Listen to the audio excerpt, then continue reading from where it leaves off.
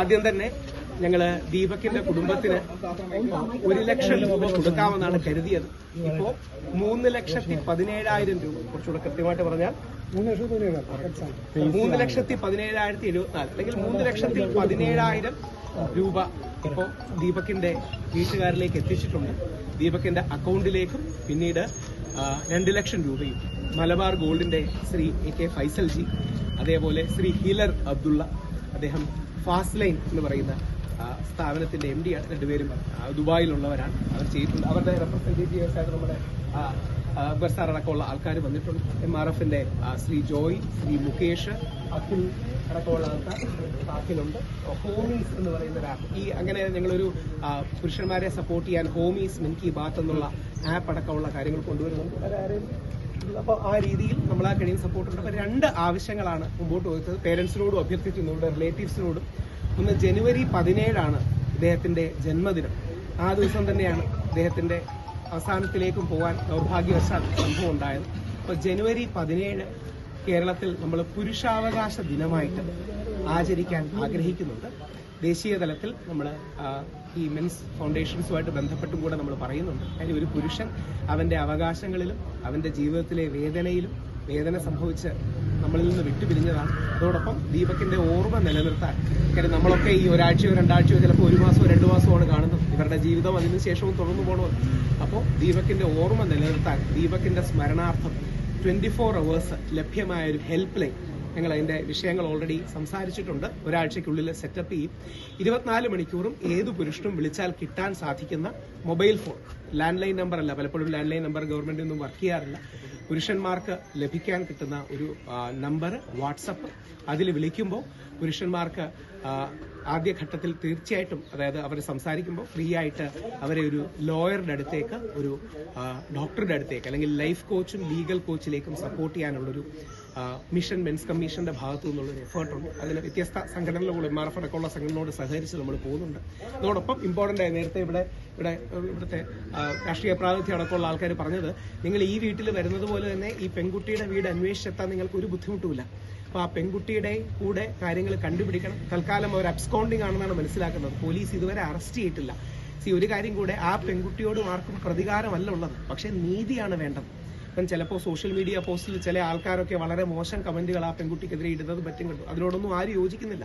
കാര്യം പ്രതികാരമല്ല നീതി. പക്ഷേ ദീപകിന് നീതി കിട്ടണം, ദീപകിന്റെ കുടുംബത്തിന് നീതി കിട്ടണം. ഇന്ത്യൻ നിയമം അനുശാസിക്കുന്ന ആത്മഹത്യാ പ്രേരണയും IT ആക്ടും അടക്കമുള്ള വകുപ്പുകൾ ചുമത്തി ആ പെൺകുട്ടിയെ അറസ്റ്റ് ചെയ്യണം. അത് വേറൊന്നും കൊണ്ടല്ല, അതാണ് നിയമം എന്നുള്ളത് കൊണ്ടാണ്. നാളെ ഏറ്റവും പ്രധാനം, നാളെ വേറൊരാളുടെ കണ്ടന്റിന് വേണ്ടി നമ്മുടെ ജീവിതം അല്ലെങ്കിൽ ഒരു പുരുഷന്റെ ജീവിതം ഇല്ലാതെ, ഞാനിത് പറയുന്ന ഒരു അച്ഛനായിട്ട് കൂടെയാണ്. അതായത് ഞാൻ 2 ആൺകുട്ടികളുടെ അച്ഛനാണ്. ഒന്നാമത്തെ മോന് 9 വയസ്സും രണ്ടാമത്തതിന് 2 അല്ലെങ്കിൽ 3 വയസ്സുമാണ്. നാളെ അവൻ വളർന്നു വരുമ്പോൾ ഇതിനെക്കാട്ടി കൂടുതൽ ഡിജിറ്റൽ മീഡിയ ഉള്ള ലോകമായിരിക്കും.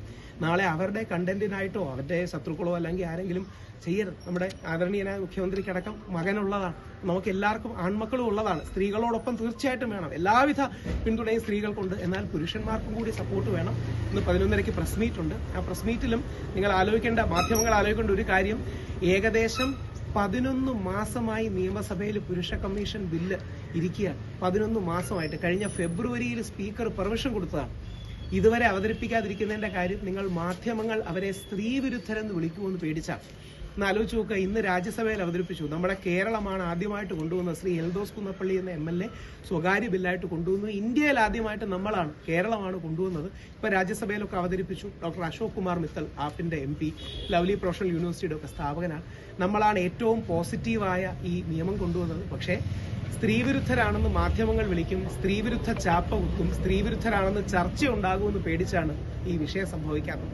അതിനും കൂടി സപ്പോർട്ട് കൊടുക്കണം. അപ്പോൾ ഒന്നുകൂടെ സംക്ഷിപ്തം ദീപകിന്റെ അച്ഛനെയും അമ്മയും കാണുകയുണ്ടായി. ഞങ്ങളാൽ കഴിയുന്ന രീതിയിലും ശ്രീ ഫൈസലിന്റെയും ഹിലറിന്റെയും സപ്പോർട്ടോടുകൂടി 3,17,000 3,17,000 രൂപ കൊടുക്കുകയുണ്ടായി. അവർക്ക് ഇനിയും നമ്മളാൽ കഴിയുന്ന രീതിയിലുള്ള പിന്തുണ കണ്ടിന്യൂ ചെയ്യും. അതോടൊപ്പം നമ്മൾക്ക് ആവശ്യം ആ പെൺകുട്ടിയെ വേറൊന്നും കൊണ്ടല്ല, നിയമം അനുശാസിക്കുന്നത് അറസ്റ്റ് ചെയ്യാനാണ്. അതുകൊണ്ട് നിയമം അനുശാസിക്കുന്ന രീതിയിൽ അറസ്റ്റ് ചെയ്യണം. ആ പെൺകുട്ടിയോടും പ്രതികാരമില്ല. വളരെ മോശം കമന്റുകൾ ആ പെൺകുട്ടിക്കെതിരെ ചില ആൾക്കാർ ഇടുന്നത് കണ്ടു. ഞാൻ അവരുടെ പേര് പോലും പറയാൻ ആഗ്രഹിക്കുന്നില്ല. ഈ കണ്ടന്റ് ചെയ്യുന്ന കുട്ടികളെ പീഡിപ്പിക്കണമെന്നൊക്കെ പറയുന്ന ചില കമന്റുകളുണ്ട്. അതൊന്നും ഒരു കാരണവശാലും അംഗീകരിക്കില്ലെന്ന് മാത്രമല്ല പോലീസ് ആക്ഷനും എടുക്കണം. അത്തരത്തിൽ അമിതമായി ഏതെങ്കിലും പുരുഷന്റെ ഭാഗത്തു നിന്ന് അങ്ങനെ സ്ത്രീക്കെതിരെ കമന്റ് വന്നിട്ടുണ്ടെങ്കിൽ അതിനെ അപലപിക്കുകയും ചെയ്യുന്നു. പോലീസ് അതിന് നിയമം എടുക്കണം. തിരിച്ചും അങ്ങോട്ടും ഇങ്ങോട്ടും ചില സ്ത്രീകൾ അങ്ങനെ ഇട്ടു എന്ന് പറയുന്നു, ചില പുരുഷന്മാർ തിരിച്ചിട്ടു എന്ന് പറയുന്നു. രണ്ടും ശരിയല്ല. കാര്യം പുരുഷനും സ്ത്രീയും സമൂഹത്തിലെ രണ്ട് കൈകളാണ്. അവ ഒരുമിച്ച് പ്രവർത്തിക്കേണ്ടതാണ്, പരസ്പര വിരോധത്തിലല്ല. ഈ അവസരത്തിൽ പുരുഷ കമ്മീഷൻ വേണം. ജനുവരി 17 പുരുഷാവകാശ ദിനമായി നമ്മൾ ആചരിക്കും. ദീപകിന്റെ സ്മരണ നിലനിർത്താനായി ദീപകിന്റെ ജന്മദിനത്തിനും നമ്മളെ വിട്ടുപിരിഞ്ഞ ദിനത്തിനും നമ്മളത് ആചരിക്കും. അതോടൊപ്പം ഒരു ഹെൽപ്പ് ലൈൻ നമ്പർ ഒരാഴ്ചക്കുള്ളിൽ എനിക്ക് തോന്നുന്നു നമുക്ക് ഓൾറെഡി നമ്മൾ സംസാരിക്കുമ്പോൾ അതിന്റെ വർക്ക് തന്നുകൊണ്ടിരിക്കുകയാണ്. അറ്റ്ലീസ്റ്റ് റിപ്പബ്ലിക് ഡേയോ അതിന് ശേഷമെങ്കിലും 24 മണിക്കൂറും ആക്റ്റീവ് ആകുന്ന ഒരു help line mobile number plus WhatsApp നമ്മൾ കൊണ്ടുവരാൻ ശ്രമിക്കും. ഞങ്ങളല്ല, ഡിജിറ്റലി ബേസ്ഡ് ആണ് വർക്ക്. ഇനി ഇതൊരു സംഘടനയോ സംവിധാനമോ അല്ല. അതായത് മെൻസ് കമ്മീഷൻ ഗവൺമെന്റ് കൊണ്ടുവരുന്ന ഒരു കാര്യമാണ്. മെൻസ് കമ്മീഷൻ എന്ന് പറഞ്ഞാൽ ഒരു ക്വാസി ജുഡീഷ്യൽ ബോഡിയാണ്. എല്ലാ കമ്മീഷനും, മെൻസ് കമ്മീഷനും യൂത്ത് കമ്മീഷനും ഒക്കെ. അതുകൊണ്ട് ഞാൻ യൂത്ത് കമ്മീഷന്റെ ഭാഗമായി പ്രവർത്തിച്ചിട്ടുണ്ട് കേരള ഗവൺമെന്റിന്റെ. അതുകൊണ്ട് നിർബന്ധമായി കൊണ്ടുവരണം.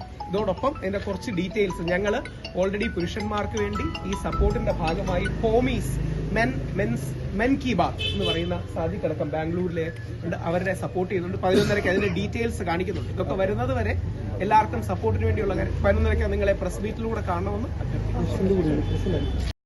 ഏറ്റവും പുതിയ വാർത്തകളും വിശേഷങ്ങളും വിരൽ തുമ്പിലറിയാൻ സീ മലയാളം ന്യൂസ് എല്ലാ ഡിജിറ്റൽ പ്ലാറ്റ്ഫോമുകളിലും ലഭ്യം.